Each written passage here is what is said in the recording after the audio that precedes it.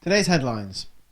The pace of the financial collapse now exceeds that of the bailout as Christine Lagarde tells the Greeks, "You will pay your taxes until you are at least as poor as Africans." Tony Blair bemoans the abuse of power of the media.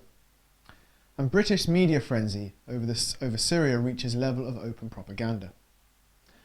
Hello, it's Thursday the 31st of May. I'm Malcolm Massey, and this is the UKcolumn News. The pace of the financial crisis now exceeds the speed at which European governments can keep up with their austerity bailout axis of evil. As a result, there are signs of ever greater insanity and panic from political so-called leaders. Christine Lagarde, head of the IMF, for example, explained to The Guardian how she is able to block out of her mind the fact that in Greece, pregnant women are unable to get access to midwives, or that patients are unable to access the medical care they need. Lagarde said, "I think more of the little kids from a school in a little village in Niger who get teaching 2 hours a day, sharing one chair for 3 of them, and who are very keen to get an education. I have them in my mind all the time, because I think they need even more help than the people in Athens. As far as Athens is concerned, I also think about all those people who are trying to escape tax all the time. I think they should also help themselves collectively by all paying their tax." Christine is saying that until Greece reaches the levels of poverty experienced in Niger, they should just stop whining and keep paying their tax. Unfortunately for Christine, Le Monde in France has discovered that she, in fact, does not pay any tax. The head of the IMF has a special status as an international civil servant, and so all of her income is tax-free. Her annual salary at the IMF is currently €380,939. In the meantime, politicians and the mainstream media have finally caught up with the fact, as reported by this very news programme since the beginning of the year, that it is Spain which is the largest current threat to the Eurozone, and not Greece at all. But while they finally recognise the geographic source of the problem, they are still doing their level best to divert attention away from the actual problem, the banks, and onto Eurozone taxpayers. France's new president, for example, is already showing that he is no friend of the taxpayer by playing the Eurobond card. His bright idea is that all the European debt obligations should be financed by a single EU bond, sold on the markets and financed by all the European nations collectively. While this might seem like a good idea to the French people, because in reality it means that Germany will pay, it will do nothing to help the overall financial situation. It is, in fact, another step towards complete EU fiscal unity, which should be interpreted as fiscal dictatorship. Chancellor Merkel is of course pretending that the Eurobond is a bad idea, because at this point it is unlikely she can sell it to the German people. However, there is a plan in the works, the European Redemption Pact. Market initially dismissed by the proposal, but she is being backed into a corner. Under the pact drafted by the German Council of Economic Experts, European nations will have to turn over their gold reserves and other treasure to the new fund as collateral for €2.3 trillion of new bailout loans. So it is increasingly clear that it is full fiscal union which is the game on the table. On Tuesday, in an interview with Bloomberg, Michael Barnier, EU Commissioner for Financial Services, said that "We must go further and create at the level of the European Union this banking union with a certain number of tools or reforms, some of which are already on the table." One of the reforms he discussed was the power for the EU to compel member states with money to hand it over to member states with none, where there is a need to bail out that nation's banks. This policy is exactly in line with Christine Lagarde, let them eat cake attitude to Greece. The policy intention is to level the standards of living right across Europe until the weight of pan-European fiscal union. And as Lagarde has expressed, Europeans will be left living at a similar standard to the so-called Third World. The latest round of talks on the intended environmental dictatorship ended in disappointment for the environmentalists last Friday. All that could be achieved was a commitment that the delegates would continue talking.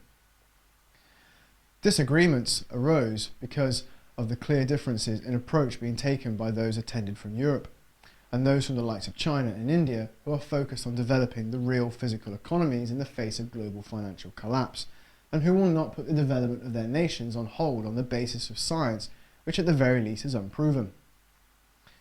So the good news is that there seems to be no progress towards any major policy to be passed at next month's Rio+20 summit. Tony Blair appeared at the Leveson inquiry on Monday. His demeanour was very different to that displayed at the Chilcot inquiry, where his criminality with regard to Iraq was being covered up. This time it was clear he was there to offer advice and opinion. That didn't stop well-publicised interruption of his evidence by serial Blair heckler David Lawley Wakeling. The lack of pressure did not change the quality of his evidence, however. But even for those in public life, there is a line beyond which it is not appropriate to go. You've clearly said that you believe that it's been exceeded, and equally you've said, and make sure I'm just not putting words into your mouth, that the ability to obtain redress is simply unsatisfactory because it is no real redress. Yeah, that's absolutely right. And so, look, I always say to people about this invasion of privacy, by the way, that I think what many people who are in public life would say is that they actually accept that your privacy is going to be intruded upon, if you like, to a significant degree. Intruded upon in the sense that people are going to want to know far more about you, they're going to want to, that's all absolutely right. I think what most people would say is it's the rubbish that's written about it that go alongside it. And, in the end, and my wife was always the person who used to say this to me, she'd say, stop complaining, it's voluntary. You're sitting, in the seat of Prime Minister, that's what it's like. But I think it is, what I think is wrong is when a section of the media, and again, I emphasize it's a section, powerful people within these positions will say, right, we're going to go after that person. And then what happens is that they will go after you. And as I say, it's full on, full frontal, day in, day out. And that is not journalism, in my view. That's an abuse of power, actually. For Blair to criticise anyone of abuse of power is sheer hypocrisy at best. The UKcolumn will be interviewing David Lawley Wakeling this weekend at the financial terrorism event in London. So let's see his haranguing of Blair once again. Excuse me, this man should be arrested for war crimes. JP Morgan paid him off for the Iraq war. 3 months after we invaded Iraq, they held up the Iraq bank for $20 billion. He was then paid $6 million every year and still is from JP Morgan 6 months after he left office. The man is a war criminal.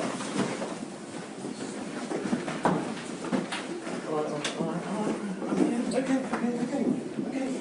I'd like to find out how this gentleman managed to access the court through what is supposed to be a secure corridor. And I'll have an investigation undertaken about that immediately. I apologise. That's fine.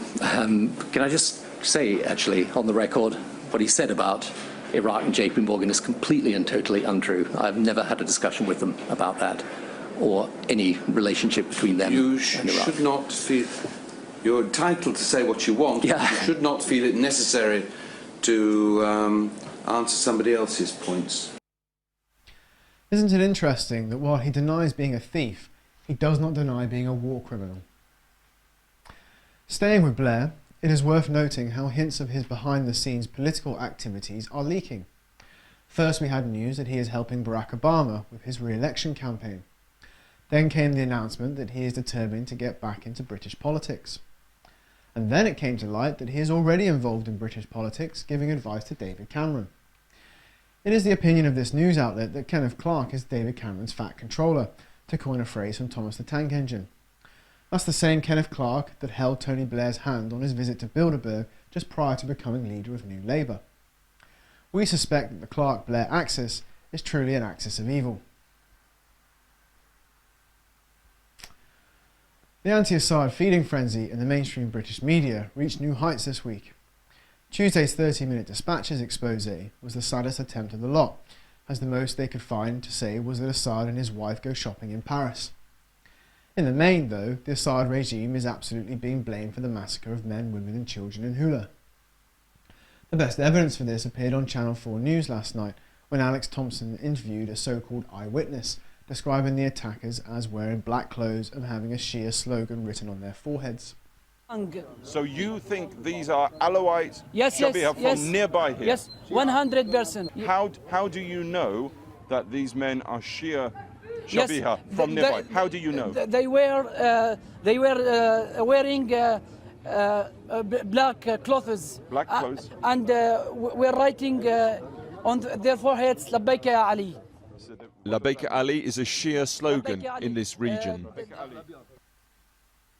Who was this eyewitness?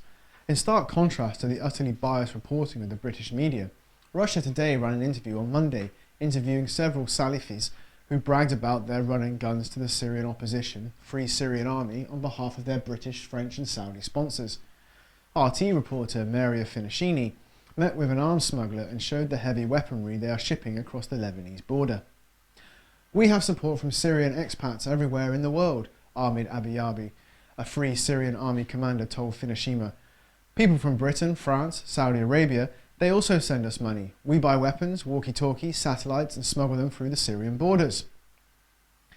Isn't it ironic that in terms of the mainstream media at least, it is Russia that we have to go to for the truth? In the meantime, Russia called an emergency meeting of the UN Secretary Council on Sunday in order to block the British, French, US efforts to blame the Hula atrocity on Assad and to launch a Libya-style intervention.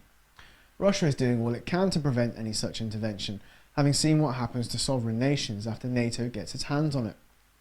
Russia is convinced that a third force is operating within Syria, playing one side off against the other. It's difficult to imagine that the Syrian government would not only shell and mortar, but also use point-blank execution against 40-plus women, 30-plus children under age 10. We're not talking about combatants. Yes, Matt. Yeah. What do you make of this analogy of what's taking place now in Syria to, as it was said, Algeria in the 1990s? The idea that there may be a force trying to kill on both sides, whether it's Sunni, Shiite, Alawite, and spark something. Do you think that there's something to that, or what's your sense of that? I would not draw direct analogy, but definitely we see that there is a third force. Third force be terrorists, or third force be external forces who are not shy to declare that they want interference, they want intervention, they need the opposition to move to the victorious end. At the same time, we do know that there is no victorious end in military way for the opposition, and there are problems with the opposition to unite, even for sitting down and talking in this national reconciliation political dialogue on the future of the country. That's very dangerous. This is an interesting statement, for as we have reported in previous programmes, it is known that foreign special forces, including British, are operating within Syrian borders. Russia knows this and has made it clear in many previous statements that it will not tolerate foreign interference in the affairs of a sovereign nation. Hillary Clinton, clearly frustrated with Russia blocking regime change she has been tasked with implementing, has accused Russia of contributing to potential civil war in Syria. Our assessment of the Hula atrocity is that it was an act of false flag terrorism, designed to give the West an excuse to intervene. United Press International has reported from Washington that the US Department of Health and Human Services intends to forcibly implant radio frequency identification, or RFID tags, into America's homeless population in order for social workers and the police to monitor and track their movements. In a move straight out of Aldous Huxley's Brave New World, the RFID tags will be planted under the skin and will report the whereabouts of the carrier to tracking stations mounted on telephone poles before being transmitted to computers, which will enable their movements to be tracked in real time. No information has been disclosed to determine what safety measures will be put into place to protect the vulnerability of the homeless, who will, under this new programme, have no say over who is allowed to monitor them. UPI reports that homelessness has become a chronic social problem in the US, with between 2.5 to 3.5 million people now left without a permanent residence. The twisted irony of this observation is that the very government funding this venture, elected to protect such people, has been continuously supporting the banking institutions that have put the people on the street in the first place. HRSA Administrator Betty James Duke called the RFID tagging pilot programme a high-tech, minimally intrusive way for the government to lift our citizens away from the twin perils of poverty and crime. While the HRSA's programme appears to be the first to forcibly implant RFID tags in humans, the technology has been used by a great number of retailers who use a technology to track its goods and property. Chris Hufnagel, Deputy Director of the Electronic Privacy Information Centre, said the mandatory RFID programme would be vulnerable to a legal challenge as it is unconstitutional. A spokesman for the National Coalition for the Homeless said the pilot programme could be easily abused. And finally, a final reminder of the economic hitman events in Manchester on Saturday and London on Sunday.